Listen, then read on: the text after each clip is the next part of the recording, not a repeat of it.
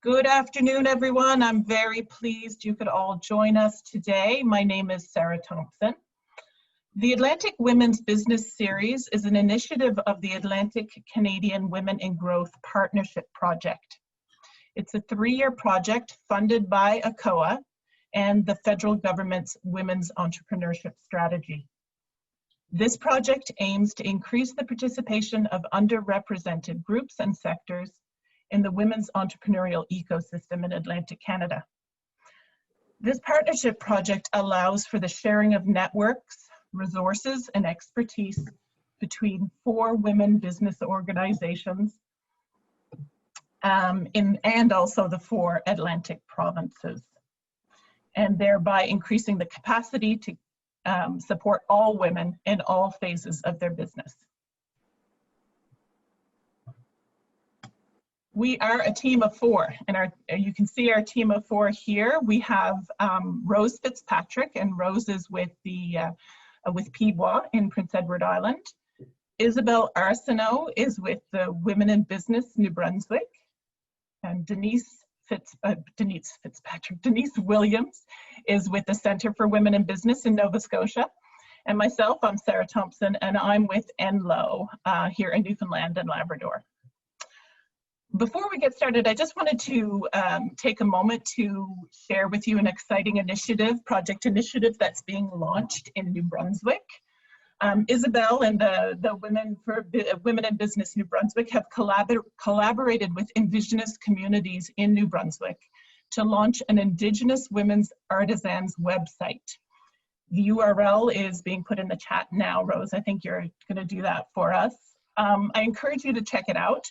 At the moment, it's not really populated in that there's going to be vendors added to it throughout the year. So it's an opportunity for artisans in New Brunswick, Indigenous women artisans, to broadcast, to show their products and sell their products.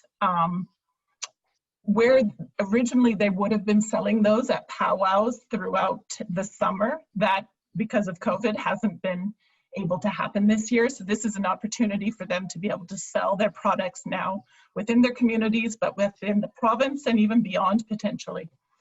So I encourage you to check out the website and keep checking back. And the other thing is there is a possibility that this could expand beyond New Brunswick into the other Atlantic provinces as well. So feel free to continue to check that website out. So just a couple of housekeeping notes I wanted to raise with you is we do actually have a reporter online here with us today listening in from Huddle, and he's planning to write a piece on this event today. So just to let you know that we do have a reporter here with us today. The other thing I wanted to raise with all of the participants today is to make sure that you take advantage of this opportunity, not only to hear these wonderful women speak, but also it's a networking opportunity. So please feel free to use the chat function, introduce yourself. We do have people from across Atlantic Canada here and even in other provinces of Canada. So take full advantage of this networking opportunity. The other thing I wanted to mention is I'm going to be posing some questions at the beginning, but I'm going to open it up to everyone here who is interested in asking a question to the panelists. Feel free to pop your questions in the question and answer box there at the bottom of your screen. It should be in the middle of your screen. And if your question is directed to a particular panelist, make sure that you also indicate that in your question so I know where to direct it.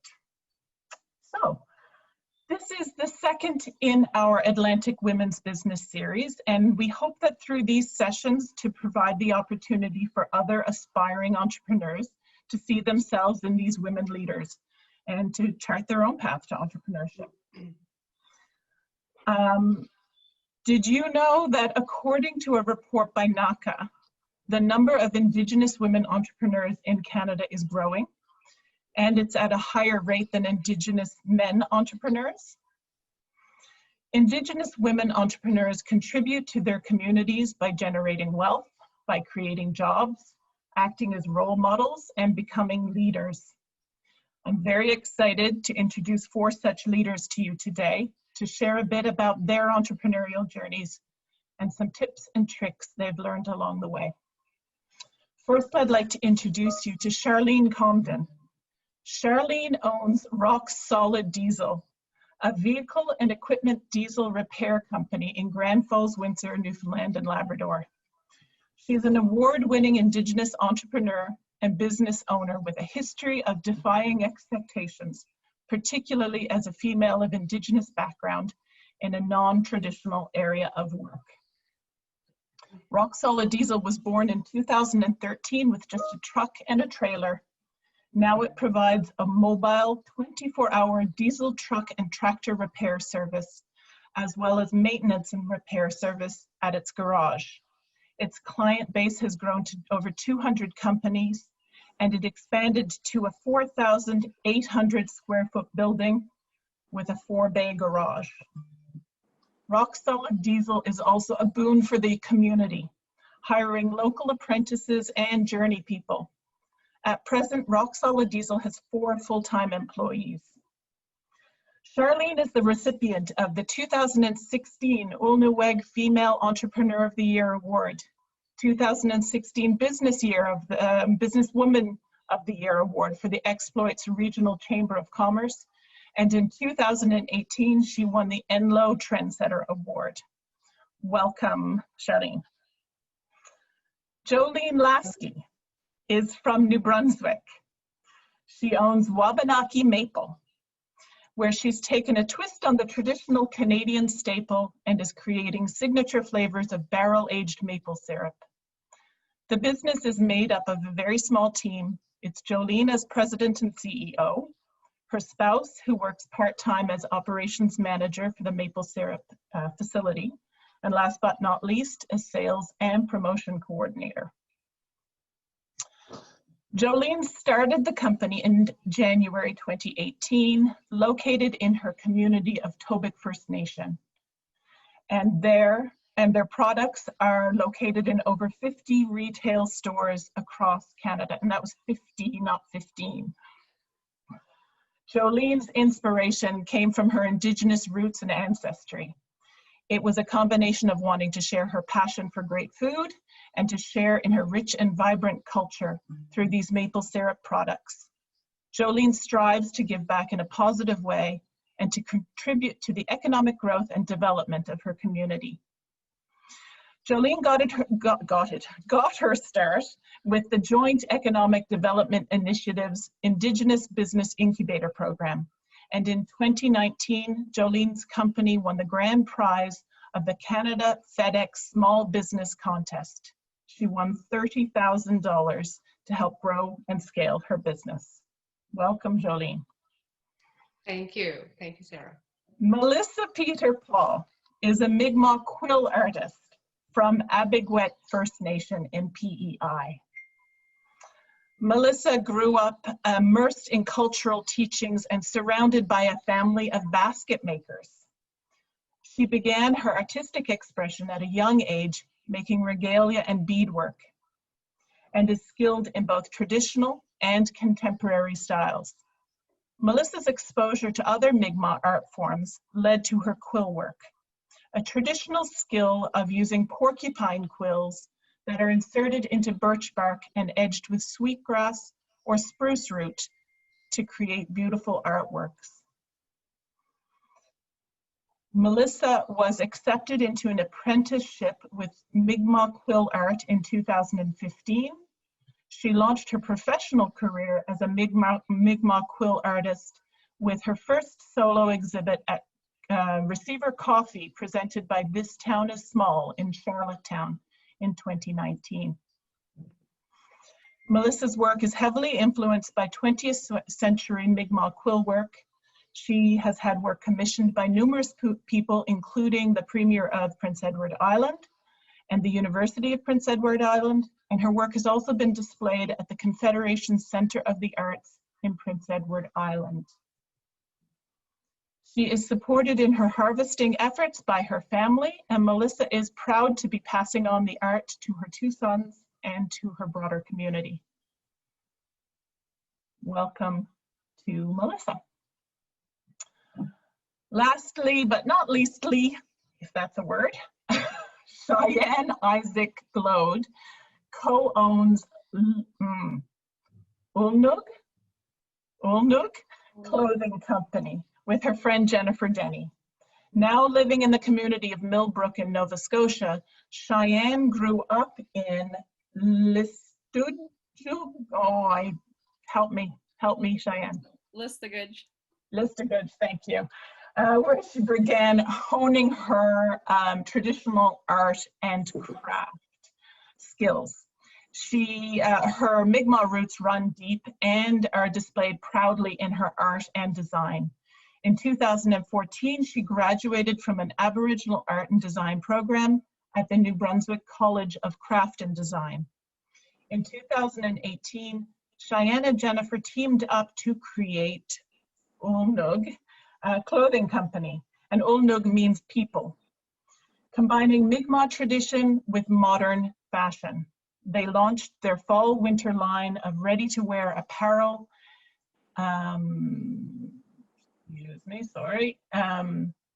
ready-to-wear apparel and accessories a year ago in September. They were receiving lots of great press and support in their community. Energy was high. Things were moving very fast for them. Then COVID happened. Just as they were preparing to launch their spring-summer line, everything ground to a halt. Production challenges and other responsibilities that required their attention to shift away from their business has meant they needed to close temporarily. Cheyenne and Jennifer will not let this pandemic stop them. They have been using this time to reflect on where they want to go and how they plan to get there. They have set their sights high with plans to launch their runway line, which they hope to showcase at Indigenous Fashion Week in Toronto, as well as Toronto and Paris's Fashion Weeks. They expect to relaunch this fall, and I am sure that Ulnug and Clothing Company, as well as Cheyenne and Jennifer, have quite a future ahead of them. So welcome to you, Cheyenne. So with all of the introductions done, I would like to start by asking some questions. So I'll start with my first question, and perhaps I'll start with you, Cheyenne. What would you say are your motivating factors, were your motivating factors that led you to taking your business idea and becoming an Indigenous woman business owner? Well, I guess for sure, my interest in fashion above all. Since I was young, that's been one of my passions, was to go to design school and become a designer. Along the way, being an Indigenous woman, I found that there wasn't a lot of representation in the fashion industry or the fashion world, as well as just in general, in the general kind of, dynamics of things. So I found myself always, motivated to represent who I am. And my way of doing so is through, fashion, through art.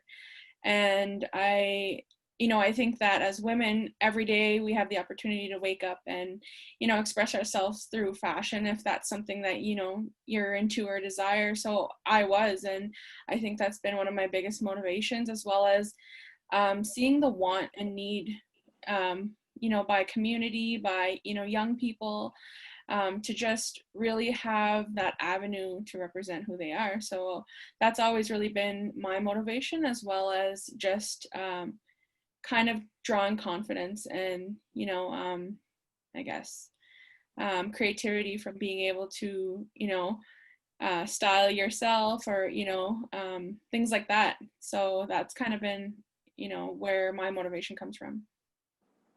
Thanks, Cheyenne. How about you, Jolene? What would you say are your motivational factors that made you take the leap from a business idea into becoming an Indigenous woman entrepreneur? Yeah, so obviously, well, I guess I've had several, big motivators. One of them was had to do a lot with my age and where I was in my previous career, and just wanting to move forward with something more meaningful and purposeful for me, and also a way for me to reconnect to my own roots. Many may not know this, but I didn't grow up with my culture and the traditions, and it wasn't only till 20 years ago that I started reconnecting, and so that became a big piece for me, especially within this particular industry, and it was a way that I could share with others the history and culture through the maple syrup as well. That was, that industry is somewhat, we'll say, underrepresented with, our piece in the significance, important role that the Indigenous culture has played throughout. Also, I guess, another big motivational factor is my family. I have 3 beautiful sons and grandchildren and a loving spouse, and I just wanted to provide a good home and be a positive role model for them, and hopefully, gain some financial security in doing it all too. So yeah, a lot of it, it all came together, and it's allowing me to give back, I feel, in a positive way, and I hope to continue to, create more jobs and be able to give back to the communities and our environment. Thanks, Jolene. How about you, Melissa? What would you say was your motivational, or what were your motivational factors to taking the leap into entrepreneurship? I was always interested in doing art and quill work, but I never took that leap to do it. But it was in 2015 or 14 when I took the workshop with Mi'kmaq quill art, and that's when everything kind of just fit together, and I was just like, wow, this is what I want to do, and it made me happy. And also honoring my ancestors and my grandcestors, keeping up with that traditional art, that was important to me. It's always been important to me, but now I get to do it full time, and I like the flexibility of having my own business and working from home because I am a single parent. So the Monday to Friday, 8 to 4 didn't really work for me, especially when most of my motivation comes really early in the morning. So when I was working a job 8 to 4, I was up at 3 in the morning doing quill work and then going to my job. So now I don't, yeah. So now I have the flexibility, to work on my terms and stuff like that. So. Right. You have control over your own time and your own, yeah. You get to determine where you take it and when you take it there. Because I am a mother first, right. and that's important to me. So it does provide you that balance that you were looking for. Yes, it does. Yeah. How about you, Charlene? How did you decide to take it from the idea to actual entrepreneurship, take that big leap? Or was it a big leap? It was a very big leap. I was working for a transportation company, and I've been involved in transportation. I broke my teeth on transportation kind of deal, and I saw a gap, and I knew I had to capitalize on it. And the transportation industry is forever changing. I was actually about to lose my job because I was involved in logistics for Atlantic Canada. So I said, well, I've got to do something. I'm tired of bouncing job to job and not having any security.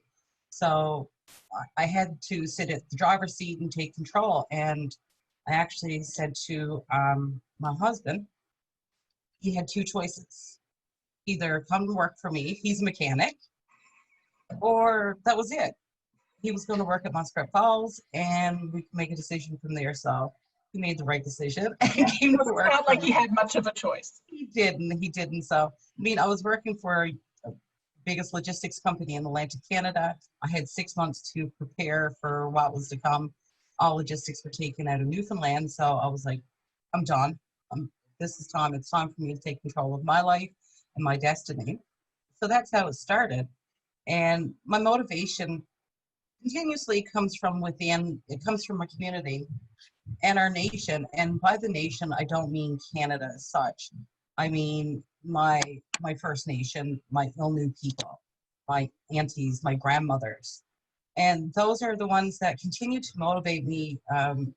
When times are tough, I have who was a mentor, she's now a best friend. And believe me, when times are tough, I pick up the phone and call her, and she's the one that gives it to me on the straight and narrow and kind of shakes me up, because sometimes everybody needs a little shaking. But my motivation always will come from within, because first and foremost, I put myself out there. So that's where my motivation comes. Right, right.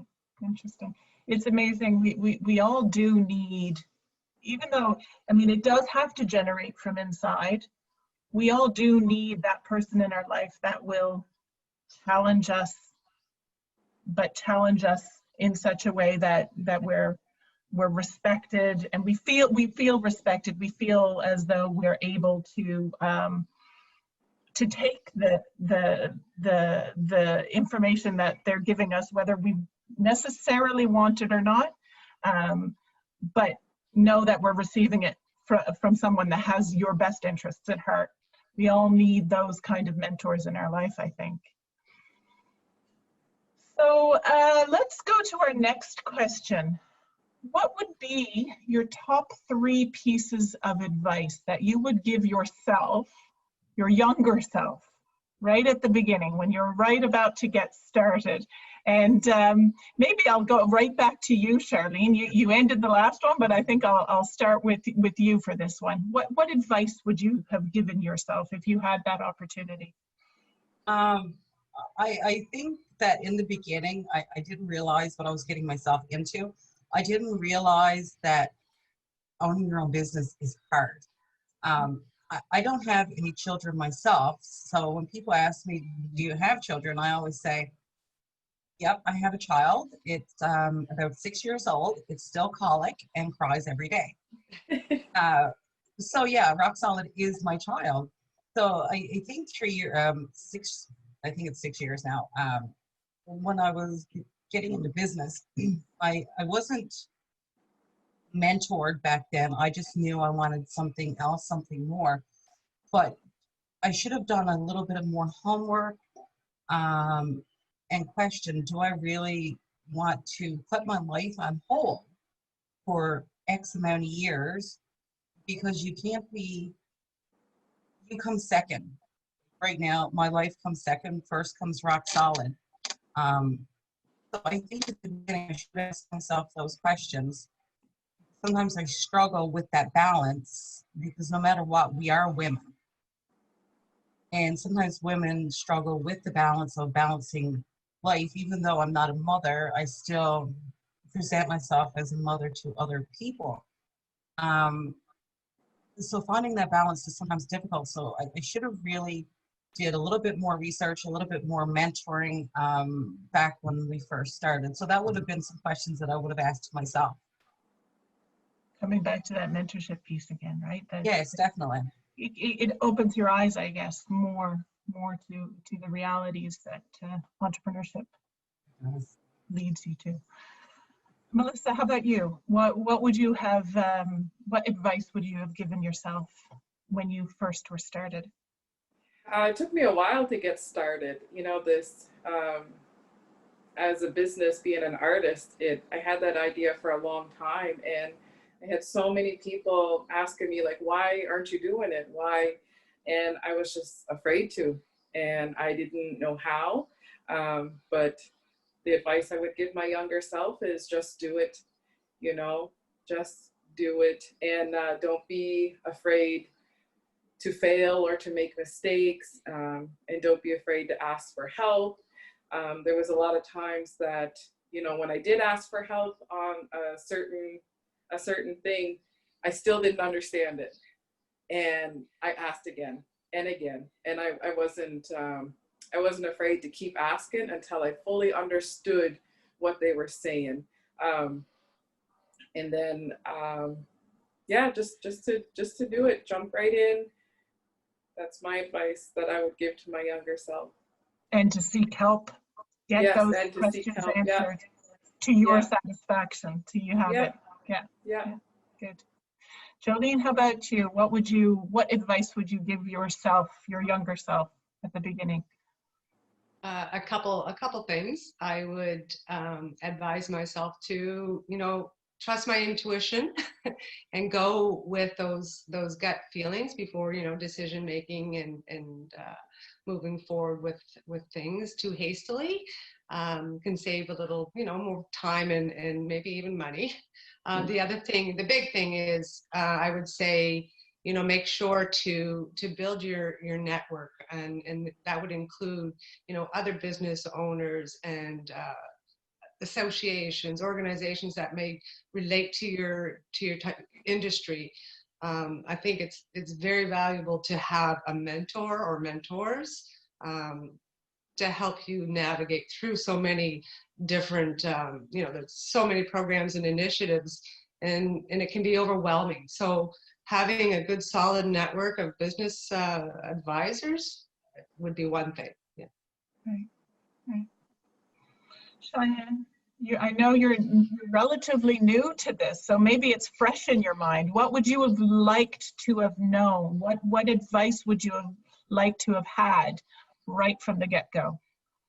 Well, although the clothing company is fairly new, I myself have been an entrepreneur prior to all of starting this business. So I think my thing was kind of just putting myself out there. I was really afraid to commit because once I do commit, I give it my all or nothing. So I always idled on committing to really come out as a designer and really standing my own. So I think I would have told myself, a little earlier to put yourself out there, and I may have been where I am now a little sooner. Also, I think something I would tell my younger self is not to be afraid to work with others. I think the union between my partner and I is amazing. I always say two heads are better than one, and we complement each other in our skill set. So I would definitely, if I had to tell someone else, it would be, sometimes, of course, partnerships can be difficult, but it can also be so great as to where we raise each other up, and that whole relationship can be super successful. And for me, in Indigenous communities, you don't always see a lot of that on display, and so I would want to encourage the youth to, the young people, to say, hey, teaming up with somebody or finding people that or friends or family that share the same ideas and skill sets, to build on that and to really go forward with that. So I think those are kind of my fears, but I'm really glad I got past that. And I think I wish I would have done that a bit sooner than later, but we are relatively new now. So. And you got lots of time ahead of you, Cheyenne. Lots of time. Okay, the next question I have is around the supports that you were able to tap into. So what supports did you use or tap into to help you overcome challenges that you faced in your entrepreneurial journey? Give some people some tips and tricks along the way, how these supports have helped you. So why don't I start with you, Jolene? Yeah, sure. Initially, I connected with an amazing organization called Joint Economic Development Initiative, because initially, I had my business idea ready, but it wasn't quite developed as to, to where I needed to be to move it forward and launch the product. So, and I didn't have enough experience, the knowledge to know how to do it. And so, through JEDI, I connected with them and participated in their Indigenous incubator program. And that was a big win for me. That's where I learned so many things and connected with so many great people, resources, the tools to be able to move the business forward. So that was one, they are one big connection for me. I still, I call upon them all the time on a regular basis. And, of course, too, there's other organizations I've connected with, COA, DAF, OMB, the women in business, of course, another. They all have their own unique resources, and I just, you know, for me, it's important to stay connected with them and stay on top of things, so I know which direction I could be taking to keep growing. And so there's so many resources, and I try to stay in contact with them on a regular basis, so I know, you know, which direction I want to take next. Right. Right. Melissa, how about yourself? What supports were you able to tap into to overcome some of the challenges? So before I started doing quill work full time, I was actually a craft development officer for the Mi'kmaq Confederacy of PEI. So I helped Mi'kmaq artists here on the island and found resources for them. And I was a manager for PEIBWA. It was a cultural center in Cavendish. So I did all of these supports and found all these resources for other Mi'kmaq artists. And then my boss, she approached me, Betty Gordon, and she was just like, why don't you do it? And I was like, no.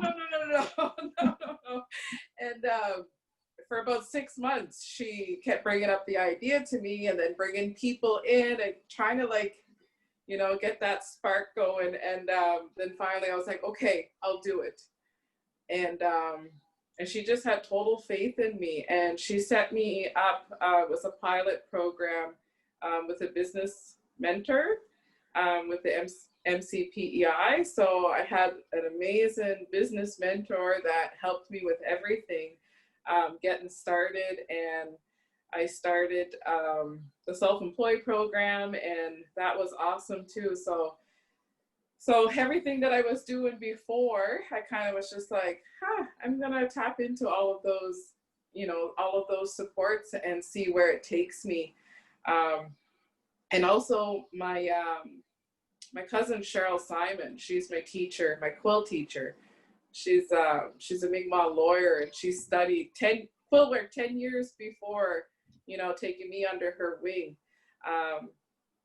So those were my supports. That was the question, right? The support. It was, yeah. Now I'm trying to remember who hasn't answered this. I think we've got to go to Charlene and then Cheyenne. Yeah, sorry. And also last year, when I was the craft development officer, a group of artists and I took the PEI Business of Craft course in Charlottetown. So it was about a 3-month program that we took, and it was very interesting and it really helped me a lot. So there's still a lot of different supports out there. So I just took them all, and and it was you were fortunate in that you had that foundation already, because you were engaged in these organizations that were already providing those supports. You just had to connect yourself to them. Yes, and that's what took a long time for me to do, to take that leap, and to have faith in myself that I could do it, because I could believe in everybody else. But it took me a while to actually believe in myself that I could do it. So right. That's that. We'll go to Charlene and then we'll go to Cheyenne for that. I believe that this is who I'm losing track, but I think Charlene, if you could talk about the supports that you were able to tap into. Here in Grand Falls, Windsor, it was a little more difficult. There were your mainstream support systems that everyone could avail of, which I have, and they've been just so awesome. Is BDC, the Business Development Bank of Canada, CBDC, and of course NLOWE, and big shout out to Betsy Saunders. I know I'm making her blush right now. Betsy was awesome. But with that being said, the problem was there wasn't anybody for me to speak to on an Indigenous level. When Betsy and I used to get together at my kitchen table, because my office was at home for 5 years, she would exhaust herself finding connections, finding links, finding people that I could speak to. So in the beginning, instead of reaching out to agencies such as NLOWE, the Aboriginal Bank of Canada, I think it used to be called, things like that. I exhausted my own finances and made that investment into my business. I wasn't aware of any self-employment assistance programs. When I went to band in which I'm a part of, because the band that I'm a part of is a landless band, they weren't cooperative. It was like walking into a brick wall, and I would constantly ask for help, but I'd get emails for links to people that by the time you emailed them, you were just another person looking for money. Basically, that's what it was. So there wasn't a whole lot of help. And I mean, I have an awesome accountant, and I do believe that Christine is on here from Grant Thornton. But because they're not involved in the Indigenous community as a whole, those supports weren't there, and I was completely lost all the time. And so you find out who somebody was and you grab onto them. But I mean, the community support such as CBDC, NLOWE, BDC, NLOWE. It wasn't until I won the award with NLOWE that I actually knew who they were. So you spend your whole damn time Googling Indigenous business, whatever you could come up with, and you'd be reaching out to people and you had no clue. And I mean, the ban was useless. I'm not even going to put it in any other terms, because you have people who are self-proclaimed economic development officers who have no clue about Indigenous business. So because I'm not on a reserve and I'm part of the landless band, I had no resources. So thankfully, through my accountant, Christine, and NLOWE and CBDC putting our minds together, then we were able to come up with things. I mean, one resource, after 4 years in business, I went and contacted my band for self-employment assistance programs and totally denied each time. There was always an excuse. So that might have answered the question a little bit too much, but there are resources. But when you're not directly involved in the Indigenous communities, those resources become more difficult, and it's something that I'm gradually getting more passionate about as I grow as a person. So if somebody's not an Indigenous business owner and you're involved in that community, you'll be lost. Yeah. Well, it's important to get that message out. I mean, on a platform like this, and to find the gaps and to figure out ways of bridging those gaps, right? So I'm glad you mentioned it. Cheyenne, what supports were you able to tap into, or would you have liked to be able to tap into to overcome some of those challenges at the beginning of your entrepreneurship journey? So currently, we built our business with our own means from the ground up. We had no support whatsoever. I think some of I guess I would change the term of support, was we created our own platforms as artists and had our own following and networking. So for us, that was really our main source of, I guess, quote unquote support.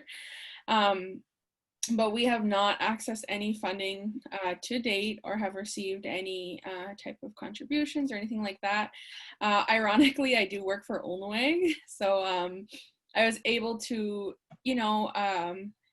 I wasn't mentored, but I had a lot of things easy access, I guess, but I didn't really utilize, because personally I feel as a clothing company, there isn't a lot of things geared to support you. That's just my experience for what I learned right now. So for example, at NLOWE, there is loans designed for different things with businesses, and definitely think it's fantastic, but it didn't fit. It wasn't a fit for us. We didn't have the ability to kind of access that, in terms of we wanted to kind of more so brand ourselves and start small, kind of work our way to, bigger scale things.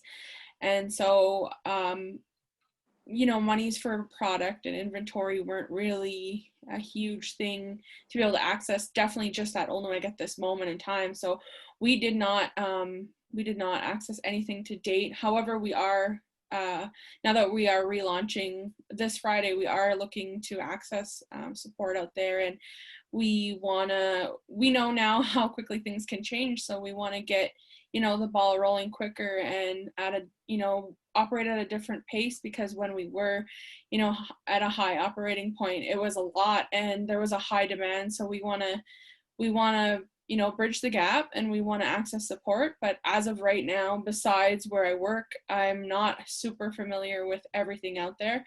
I guess the only thing that I did apply for to date is called a powwow pitch. And it's kind of a pitch you do under a minute, and you submit your video and you get granted an amount of dollars. So to date, as a company, that's what we have applied for. But other than that, everything was, you know, out of pocket, and kind of built from just our skills, you know, we both have gone to school for fashion design as well as art. So everything was kind of just utilized from, you know, our training in both, you know, sides of going to school. So that's really where we're at right now. And, you know, we hope to grow and access those things in the future. Right. So any tips are welcome. I was just going to say, there may be people on, you know, listening here today that could be just the right person for you to connect with. So, you know, I hope that we will be saving the chat here so we can share the chat later on if, you know, if there is, in fact, some people here that might have some advice for you in that regard. Sounds like you've established your own sort of platform of support by creating that network yourselves from the beginning. So you're very resourceful, couple of young women that have been able to take full advantage of the opportunities that you have in front of you. So I'm sure there's lots more to come for you guys. I'm just noticing that our question and answer section doesn't seem to be working in our question and answer bar here. So, and sorry for that, everyone. And I'm hoping that you're not all storing up a bunch of questions here that you haven't been able to ask, but what I would suggest, if there are some questions from our the people listening today, to pop it into the chat function here, and I can access your questions from the chat function, because it's not looking like there are any questions in the question and answer section. And I can see that people have indicated that there's some challenges with that. Oh no, there's a test here, so it has worked. So I will open it up now. It does seem like some people are able to put questions in the question and answer section. So if there are any questions, I will open it up now, and just remind people that if you do want to direct your questions to a particular panelist, to indicate that in your question. So I'm just trying to see now. Bear with me for a minute to see if there are any questions. So someone here from Futurepreneur, Justin Holness, has said they'd love to support those who are interested in financing. So Futurepreneur is, they do have financing available to Indigenous women, and presumably men as well, but to the Indigenous population. So Futurepreneur is an avenue for you to explore. Here's a question coming in from Catherine Vardy. What do you need in the next 3 months? Okay, in the short term, in the next 3 months, what do you need and how can we help? Anybody want to take on that question? In the short term, what would you need in the next 3 months and how can people help you in that? I'll jump on that one. I would say that in the next 3 months, we're going to be looking at building our team and having additional employee help out with some of our operations possibly, and or marketing. So that's one of our goals, is to continue building the team. Right, so poised for growth, it looks. Yeah. Great, great.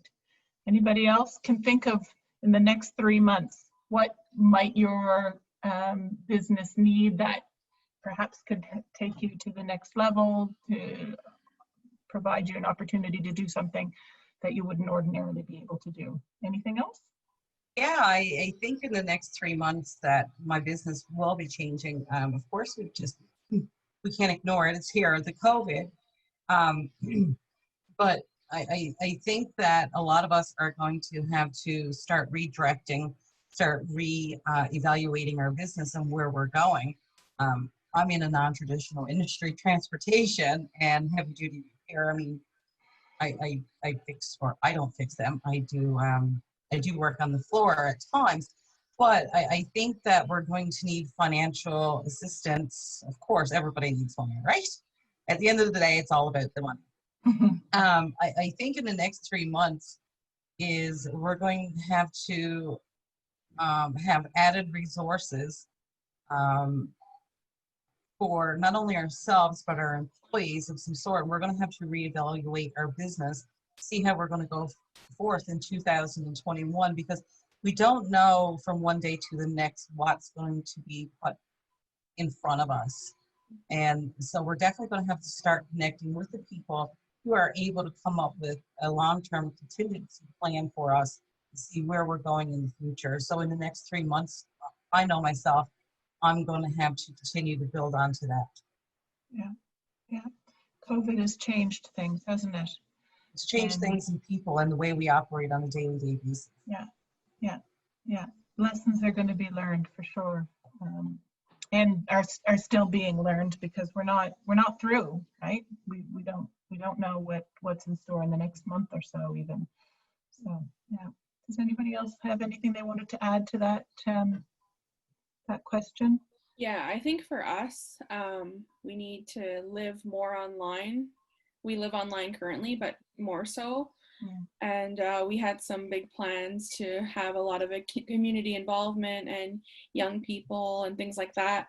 And now that has changed for us. So we need to find a more elaborate way to live online and get those tools to be able to do so. So I think that's really a challenge for us, as well as, our product and how to bring it in a bit quicker, because everything's delayed now, and really execute what we want to do. And so that was already challenging prior, and so it's going to be a little bit more challenging now. One of the issues we ran into was not having enough things, and people, the demand was really high, but we only could do what we could do. So we were trying to meet those needs coming in the future, but I don't know how that's going to work out, especially with what's going on in the world. So I think that's going to be the challenge. Another question that's come through here. Have any of you participated in any recovery programs? And if so, what has the result been? Has it been beneficial to you, to your business? I haven't participated in any recovery programs as such. What I've found, and this is recovery as to COVID, correct? Yeah. And what I've found, I'm actually meeting with my accountant this evening to discuss a few things.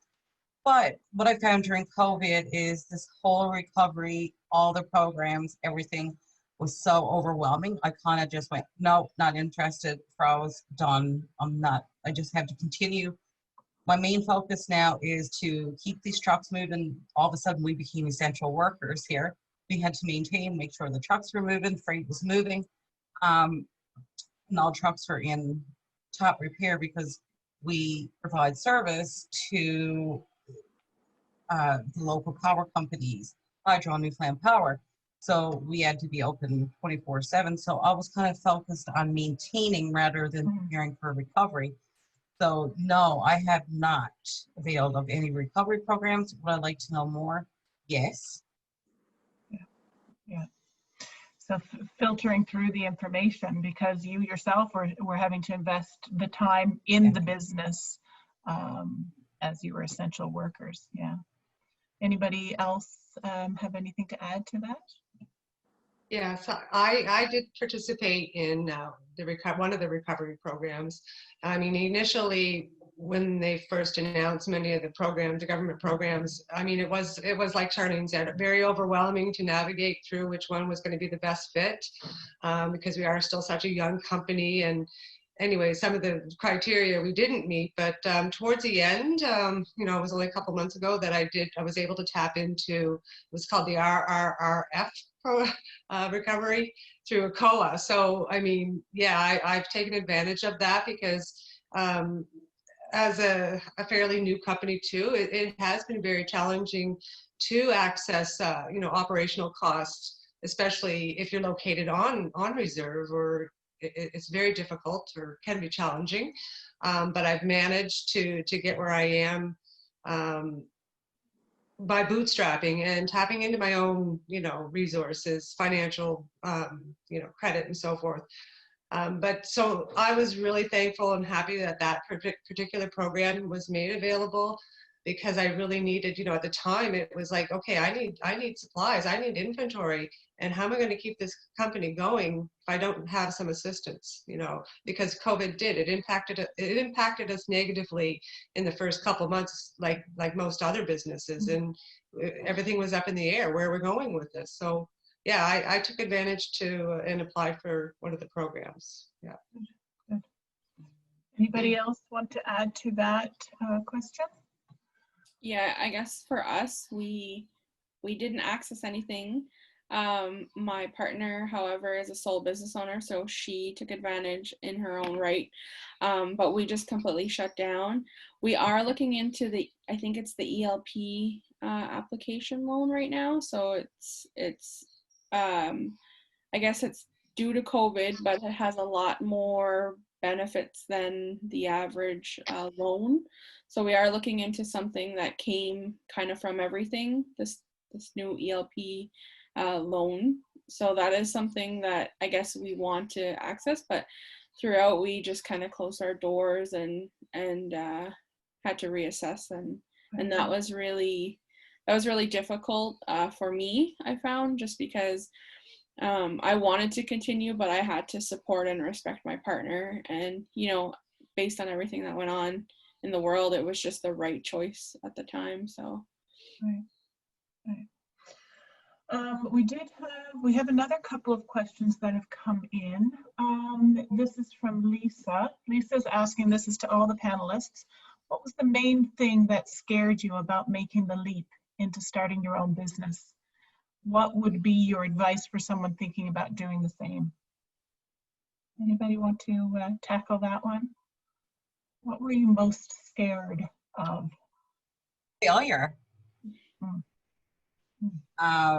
But when I speak to anybody, or I'm speaking to a group of potential entrepreneurs or the youth in our community, don't be afraid to fail.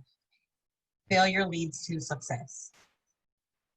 And no matter what you do in business, in life, it doesn't matter. You will experience failure, and failure will lead you to your success, because it's going to cause you to work damn good and hard. It doesn't feel good, but it serves a purpose. It right? does. It makes you reevaluate everything that's going on around you. Yeah, that's a good point, Charlene. Anybody else? Was there anything else other than failure that was scaring you to take that leap? Yeah, Melissa. Security, I think. You know, when you have something that's Monday to Friday, 8 to 4, you go to it every single day, you have that security, right? But when you take that leap, you know, and you do fail, you know, what are you going to do? You don't, you know, what do you have to fall back on? You know, I remember growing up with my grandparents, you know, they didn't have education, but we never went without anything. So that was constantly on the back of my mind. Like, my grandparents and my parents, they were so creative. And, you know, if we needed something and they didn't have the money for it, then they were in the basement making a basket early in the morning, and then we'd have our groceries, you know, or my mother would be sewing all night. So just having that on the back of my mind, you know, you have everything you need inside of you. So as I kept going, I was less afraid to fail, and I was less worried about that security, because that security was here. Everything that I needed was in here, and my grandparents and my parents instilled that into me. So that was the biggest fear at first, and then now it's like, you know, I can make it. And so it's been good. You know, when there's tough times, that's what I think. You know, I think of my grandparents, exactly what they had to do, and now I'm just going right for it. Good for you. What a great, so powerful actually, Melissa, what you've just said, because it truly, we are our resources, right? And we know how to connect to other resources as well, and we need to know more about that, but ultimately we need to trust that we do have that resource within ourselves, right? Yeah. To support ourselves in the journey. Yeah. Anybody else want to add to that? Let's just see, are there any more questions that have come in? Let's see. Very well said, Melissa, is coming in. Yeah, yeah. Well, we do only have 2 minutes left, so really that leaves us at a good point to sign off today, and to thank everyone. You guys have been so generous with your time and with your insights today. I'm really appreciative of you taking this time for everyone. We've had great attendance today. There's been a lot of great interest in this session, and I know why. So thank you again to Cheyenne and to Jolene and Charlene and Melissa for taking this hour today. And I hope that it's provided some insights to the people that have been on the call today, and perhaps take that leap themselves into entrepreneurship. So again, thanks so much, and please, we will be sending out an evaluation form to all the attendees today, and we'd really like you to take a few minutes to fill that out. We want to know how we can be doing these sessions better. What did you get from these sessions? Please feel free, and be as frank as possible, because when as you say, Charlene, don't be afraid to fail. You've got to try, and you've got to learn from those opportunities. So please take the opportunity to help us make sure that these sessions are valuable to all of you that are out there. So thanks again, and take care, and remember to connect to your women business organizations in Atlantic Canada. We're here. Our contact information is in the chat, so reach out to us if you've got ideas, if you want to learn more about this project, and if you're seeking your own supports and help in your entrepreneurship journey, feel free to reach out. Thanks, everyone.